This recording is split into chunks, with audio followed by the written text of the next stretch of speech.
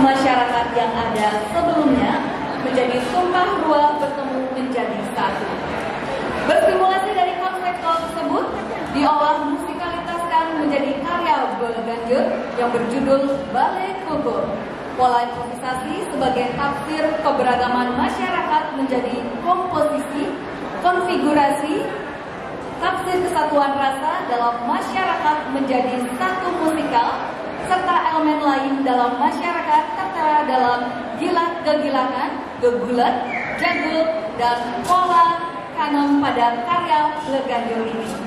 Penata tabuh Igusti dengan Hari Mahardika SSN MSN.